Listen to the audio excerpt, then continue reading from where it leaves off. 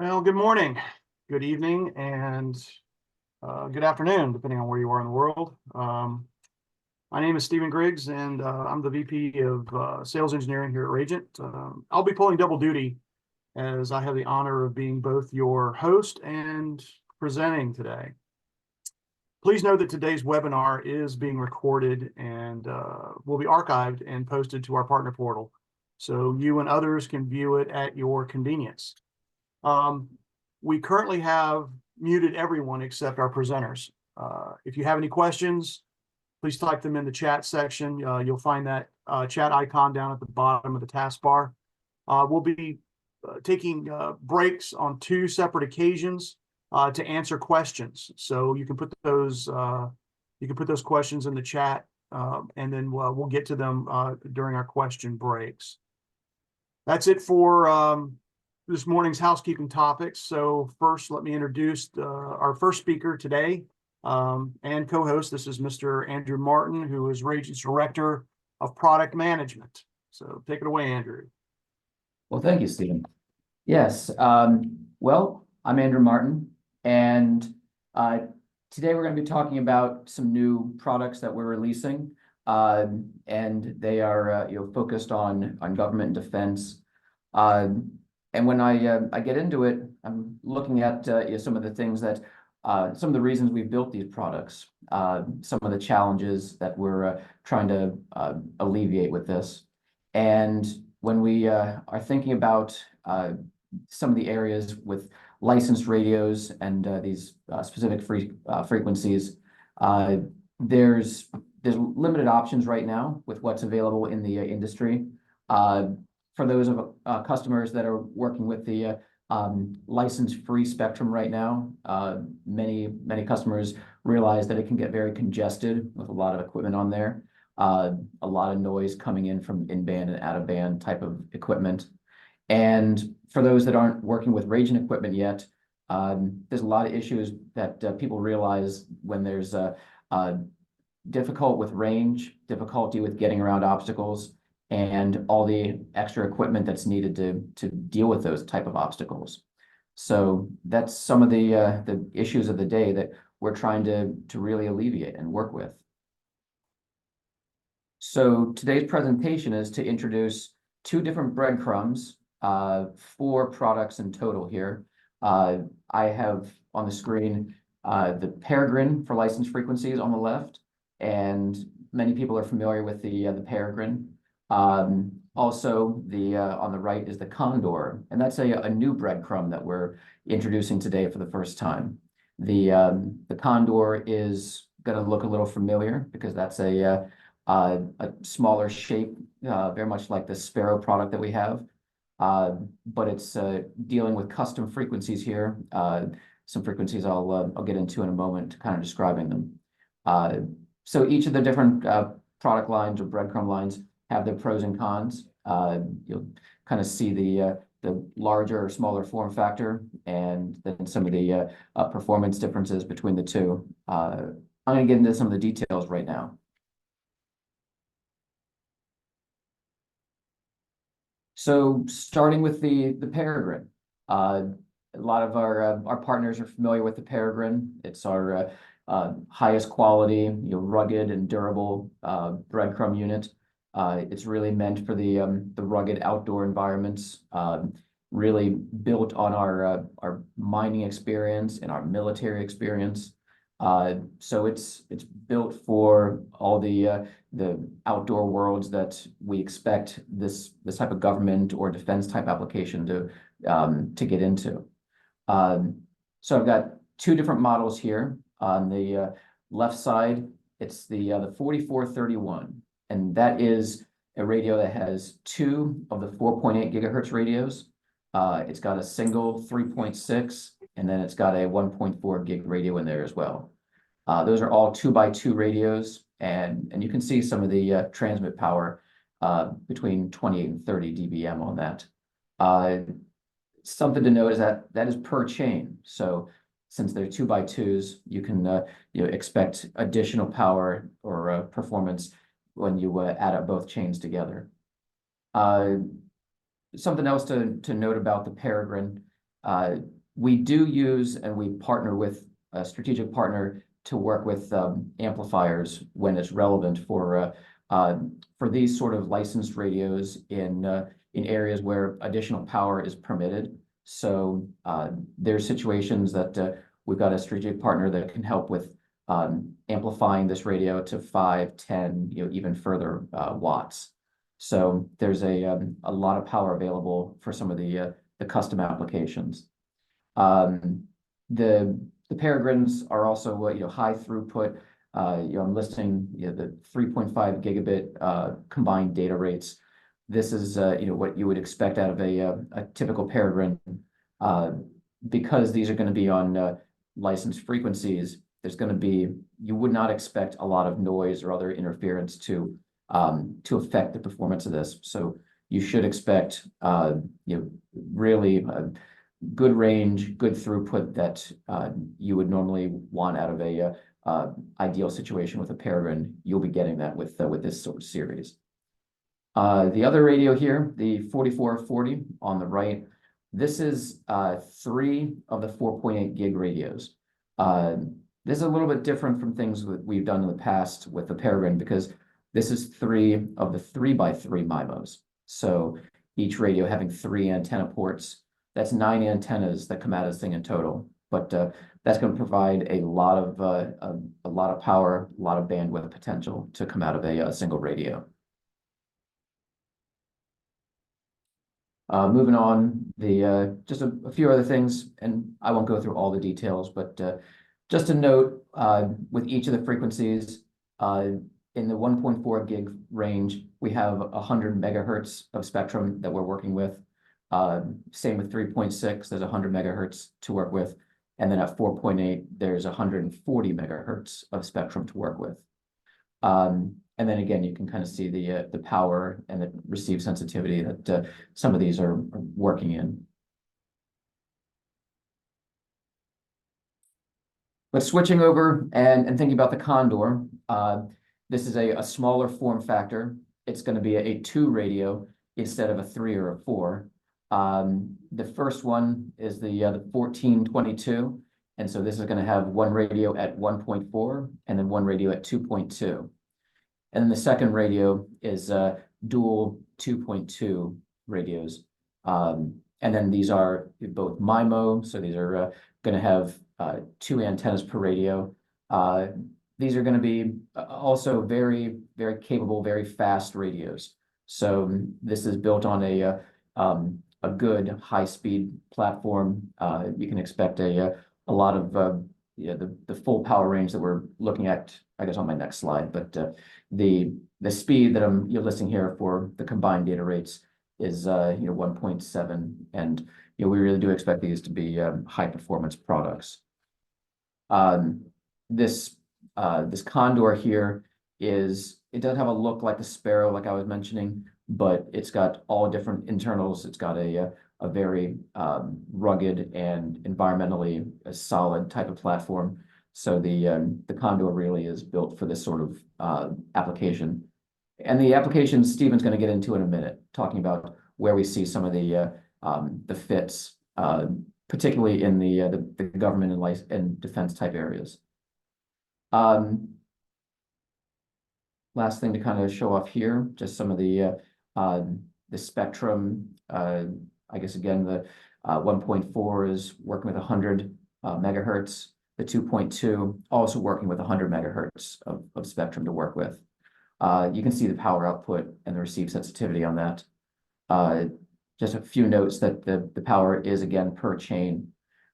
Something I didn't mention yet, but is what Stephen's going to talk about next, is that these are obviously licensed and restricted frequencies. So Stephen's going to get into a bit more about the licensing and our customers and our partners that know about these frequencies, and if they have access to it, they probably already know that they have access. They probably already know that they have a license.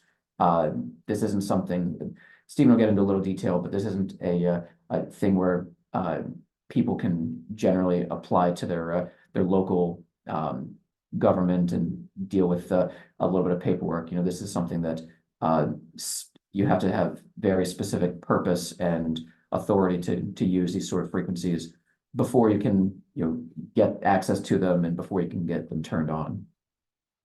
But again, Stephen's got some more details on that. Something else just to mention when we're talking about the defense and government type of applications. This is a product that's already been out in our portfolio for a few months, but the RISM device is a inline security module. This is something that can get paired with these radios, and the RISM is a encryption device to provide government and military grade encryption for all the other radio traffic. It also works with wired traffic because it's an inline encryptor. It works alongside our breadcrumbs. It's one of the earliest devices to get certified or in certification for FIPS 140-3. And that's a real requirement for a lot of government, well, all government type of applications. It's very useful for a lot of other applications outside of just government, but it does add another layer of crypto security, of cryptography. And that's something that a lot of our customers are already asking for with the licensed and some of the government type applications that we're looking to get into with this. Just one other thing to note about it, this is a hardware security module. And so when it does security, it uses its own hardware for all the encryption and decryption. That allows the Peregrine or the Condor to run at full speed and really not sacrifice any of the performance to deal with any of the encryption type applications. This handles it, and so offloads all that effort off the radio, so it can be done here. So it does create a faster network. It's also a device that can be keyed by the crypto officer from a remote site. So a lot of the devices that are out on the market today, a crypto officer has to physically go to the units to apply new crypto keys. And this is a device that doesn't need that. This is a thing that where a crypto officer that's somewhere connected to the network can remotely configure these things with up to a year of crypto keys. And that's an advantage to keep them out of dangerous situations or out of harm's way if these radios are in I guess deployed or forward-looking locations. But I think that's the basics of our breadcrumbs that I wanted to kind of talk about. Stephen's going to get into in a minute about some of the applications, some of the places, and some of the licensing that goes on with these. But before we move on to that, is there any questions that we can address right now? See that Mr. Gibbons from Crossover has posted a question in the chat. Darren, if you could, why don't you unmute your mic and ask a question, please?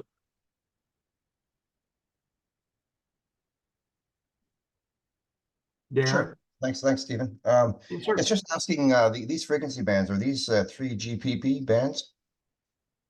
So these are this is the 3839 and CBRS. So this is these are the bands that we're going to be bringing out. Okay, thank you. And Stephen will have a slide about this a little bit later, mentioning that yes, some of these do overlap with the 3GPP with 5G and LTE. Okay, thank you. Dan, you got your hand up? Why don't you? Yes. Yes, sir. Question for you. Do you have antennas that are approved for these? And if so, what kind and type are they? Yes, for each of these radios, we do have Omni antennas that go along with these. We have, I guess, the antennas for all the frequencies that I mentioned here. We have, I believe we have spec sheets for each of those that we could probably forward on to. But they're going to match and they're going to look like our KMA series antennas that we sell today. So they're going to be stick omnis, good performance, good gain type of application or characteristics to them.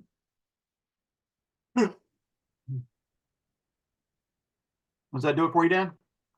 Yes, sir. Thank you. All right. If there are no more questions, we'll go ahead and continue moving on. So right now, we position these along with some of our other military solutions, primarily aimed at defense, but there are other arenas and applications where licensed frequencies would definitely be useful. Ragent brings to the table, the different radio choices, the antennas, power, and all that kind of good stuff. But our partners are the ones that are really kind of bringing the application to the end user. If you look at, the basic military theater, and you can extend that to municipalities as well. So first responders, think about a large a disaster kind of hub where you have an earthquake, and FEMA has to work out of someplace, and the fire departments and first responders have to work out of someplace. So that could be an example of one of these fixed sites in the military. They call them task operating commands. And then the remote site would be like a forward operating base, would be a fire ground, something like that. All of these applications could benefit from using moving data around over licensed frequencies. Think about mobile video, manned wearable video. Think about FLIR cameras, looking for hotspots, things like that. There's all kinds of different applications where you'd want to move data over a wireless medium, and one that is not subject to a ton of interference like the unlicensed bands are. We have combat vehicles, so these could be anything from the Bradley fighting vehicles, which we've installed on before, to could be some of the police tactical vehicles, fire, that kind of thing, or search and rescue. We've done some search and rescue operations in Australia. Could have definitely benefited from some licensed frequencies. Not because there's interference out in the outback, but just because some of these frequencies do travel a bit further. They propagate a bit further, just by the nature of the fact that you can go higher power with these things, because as Andrew mentioned, they're already topping out at 29, 30 dB. We have partners that we work with that some of these things have 20-watt amplifiers, so you can really kind of reach out and touch someone. Utility vehicles, same kind of thing. Personnel carriers, that kind of thing. We could benefit from this. One of my favorites here is the robotics. So the robots, think about the EOD robots, even bomb squad for the police, when they have to go and try to defuse a bomb. A lot of those things today run over unlicensed frequencies. So obviously, not even without even trying, they're going to experience some interference because they're trying to remotely control using just standard Wi-Fi chipsets. So that could be problematic, as you might imagine. So employing these things into robots like that with licensed frequencies really kind of changes the game. You can definitely get a lot further away. You don't have to worry about intermittent interference, things like that. So just a very solid solution for an application like that. And then moving on into ports, what we're seeing in the ports arena, some of these the large ship-to-shore cranes are really starting to utilize a lot of bandwidth. If you think about 5-8 years ago, you could do an entire mine and have an aggregate throughput of, I don't know, 85, maybe 100 meg if you were doing a ton of video. And that's aggregate. That's everybody all moving into the APT master or the router. I mean, that's what the aggregate of the entire network was. Well, now some of these ship-to-shore cranes, they're asking for 50 and 60 meg per crane for some of the remote control operations and video and things like that they're doing. So 50 and 60 meg per crane, and you multiply that times 10 or 12, now you're pushing some throughput.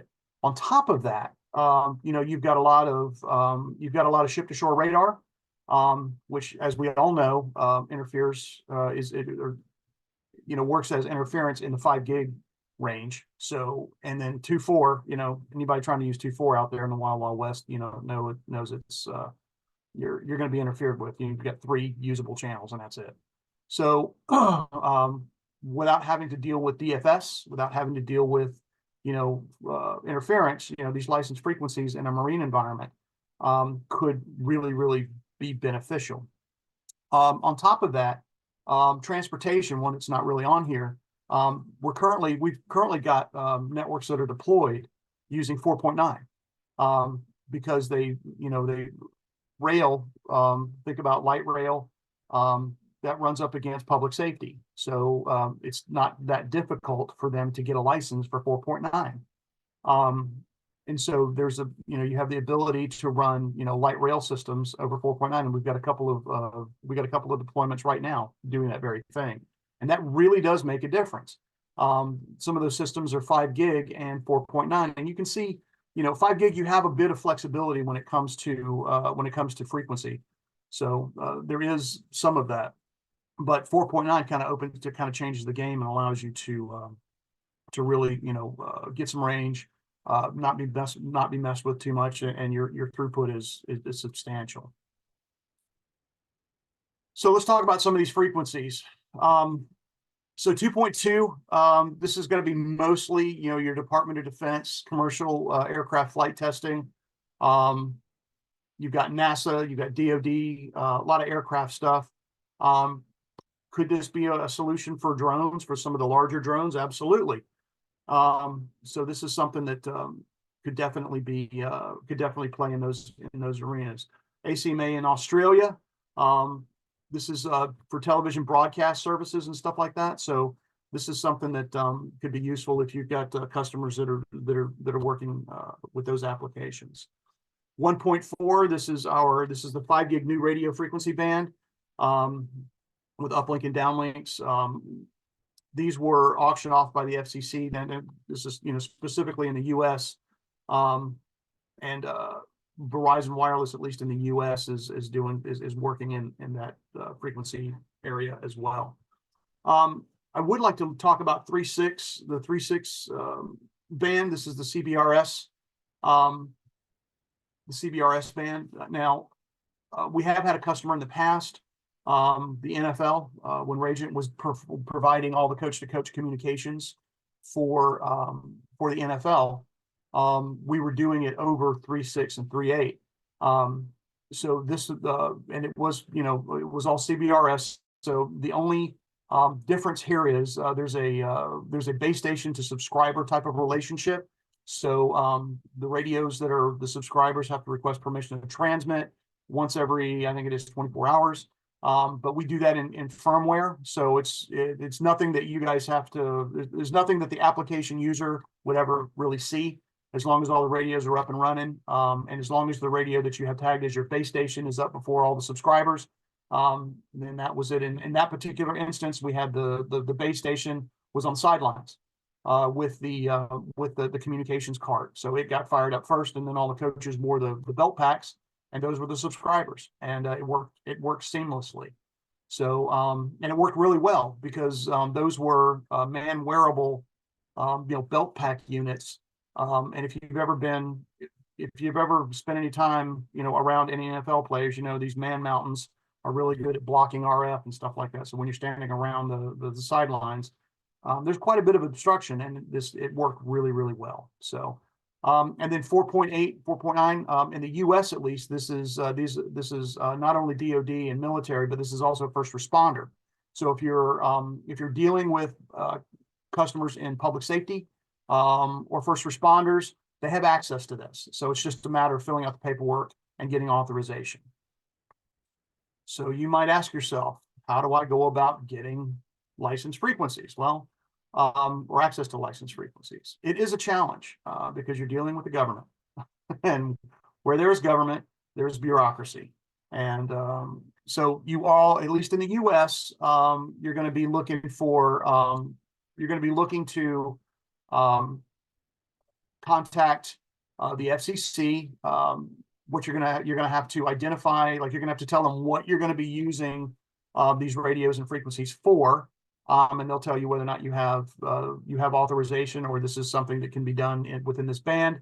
And then you've got a whole lot of forms to fill out for the type of license. Sometimes these are indefinite licenses. Sometimes these are defined like for periods of time, and then you'll have to reapply after a certain number of years. It just depends. Internationally, I don't profess to know a whole lot about, how to go about obtaining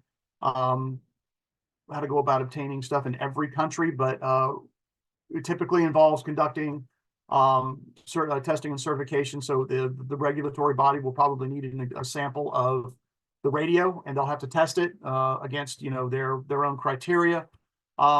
What we do know is we have a couple of agencies that we deal with, iCertify and Compliance International. These two agencies, this is their bread and butter. This is what they do.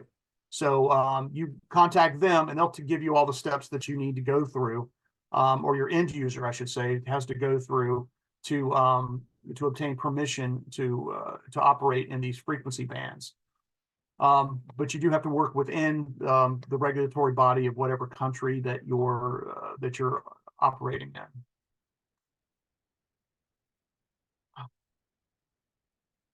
Forgive me for a moment. There, in all cases, there may be application fees. And once you've completed the necessary forms and you've paid the fees, you submit your application, and away you go. We also put something in here for Canada. For Canada, the Innovation, Science, and Economic Development organization within the Canadian government. So this is where you would, I guess you would apply if you were looking for some permission in Canada. So why do I want to go through all this pain? Well, there are some significant advantages. First of all, exclusivity. So you're the only one operating on these frequencies in that area. That means that you don't have to worry about anybody else stepping on you. You don't have to worry about a lot of interference. You don't have to worry about, there's a lot you don't have to worry about, honestly. And again, with interference mitigation, 2, 4, 5 gig, all that stuff's easy to jam. If you're operating in these license bands, somebody has to be trying to jam you. Now, in defense, of course, that is absolutely a possibility, and that's something that does happen.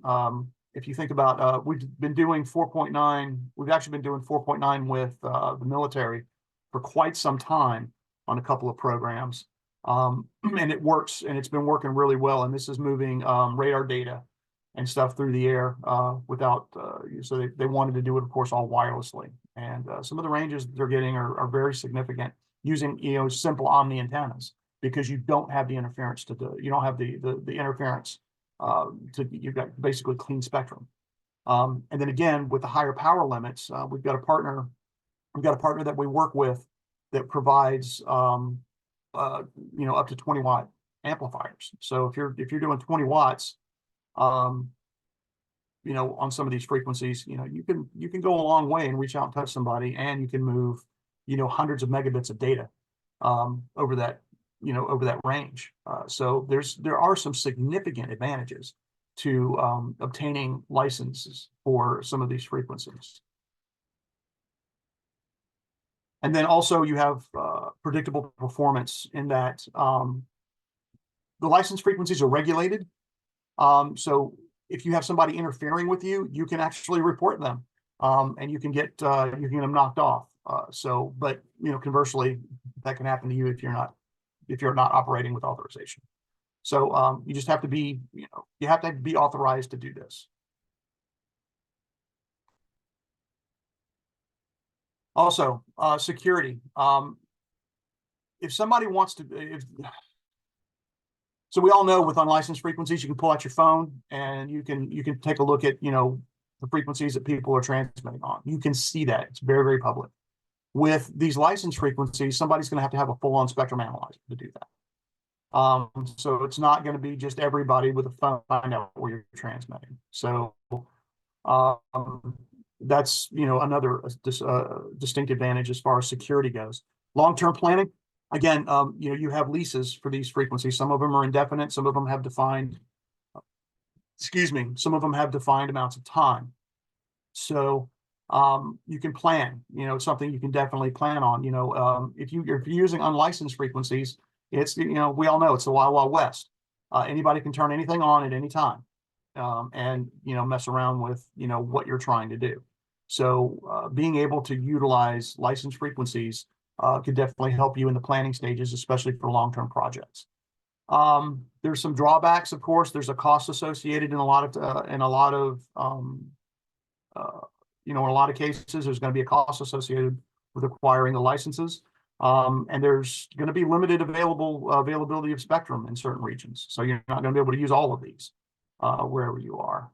And it may not be suitable for all your applications, especially for like your small scale or short range deployments. Probably a lot of pain for not a lot of payback. So this is going to be for your long-term projects. It's going to be for your when you got to move large amounts of data over long ranges, and not have to worry about it being interfered with at all. So there are some definite advantages, but there's a cost associated with that. So with that, we're going to open it up to questions. Let's see, we've got a couple up here on the chat here. Let me see. Mr. Dietz, how are you? I'm well, thank you. Good morning, Stephen. Good morning, sir. So you want to ask your question, please, sir? The question is, listening to your wording, it sounded like we would have to submit all the paperwork and get the licenses, but as a reseller, it is probably, I would expect that we just have to be able to guide the end user in getting the licenses. Yes, you're absolutely correct, and I'm sorry if that's the way I sounded. No, this is not beholden on the part. This is not a responsibility of the partner, because this is. You can help your partner obtain these license frequencies for a nominal fee, but ultimately this is the responsibility of the end user. So the end user would have to be the applicant for these, unless they're your radios and it's yours, and when you're no longer working for this end user, you're pulling all that stuff out of there. That's entirely up to your arrangement. But I would say ultimately this is beholden upon the end user to obtain these licenses. Cool. Thank you. Yes, sir. Good to talk to you again. Thank you. Yes. Mr. Gibson, would you like to ask your question, sir? Sure. Morning, Stephen. Good morning. Just as I stated there, had some exposure to some other radio vendors that have offerings in the license space that seem to have higher power than 1 watt. I was just wondering if Regent has options or is considering using higher power to compete with Persistent and Silvus, for example. That is exactly what these are for. That is exactly what these are for. So Okay. yes, the radios themselves are doing the 29 and 30 dB that we talked about. But again, we have a partner that we're working with that has the amplifiers that you can go 10, 20 watts with these things. So, and that's exactly what this is for, is to directly compete with Silvus and Persistent. Thank you. Yes, sir. Does anybody else have any questions? Okay, well, we kind of got through this pretty quickly. No reason to hold anybody, but so in closing, I want to thank you all for spending time with us. I hope you found this session to be useful and informative. Also, our next webinar will be from our Partner Excellence Series, and the topic will be warehouse automation. It's going to be held on May the 2nd. So we hope you guys will register, and we hope to see you there. And Stephen, just want to maybe thank you guys all for showing up. one last thing of Sorry, Andrew. housekeeping on information about this this webinar. The webinar is going to be on the partner portal, but in addition, all the spec sheets for these products are also there on the partner portal, and with pricing and accessories. So the radios, the antennas, power supplies, those are also on the next price list that's going out very soon. I guess to be specific, the new Peregrines are on the price list. The Condors will be on a follow-up price list. But again, all that content will be on the partner portal, so that you can use it for your various opportunities. And the last thing I wanted to mention is that if customers have applications, if there's a military or DoD type of business and contracts that are being reviewed for these sort of things, we do work on specific programs or specific projects for I guess systems that are kind of specific. If there's something here today that isn't an exact fit for a military's RFP or something that you're trying to work and get into, do reach out to me and the relevant sales director, because we do work on a program basis to make sure we spec something exactly right that we can build for a dedicated program. But that's all out of me. Okay. A couple of you asked questions in the chat, so I'm answering those right now, just kind of in the chat right now. When it comes to availability, I'll just go ahead and answer this for Mr. Dietz. Right now, availability, what are we saying? 12 to 20 weeks, Andrew, something like that, depending Yes, on what 16. forecasting and what the distributor. We're build to order. So if you're forecasting to the distributor, then that obviously cuts down your lead time. From beginning to end, you're looking at anywhere between 12 and 20 weeks for lead time. Okay. Yeah. All right, everybody. Thank Thank you, you guys everyone. so much. Sorry, Andrew, what? Just a thank you. Okay. You guys, thank you. Have a great day and have a great rest of your week, and we'll see you guys soon.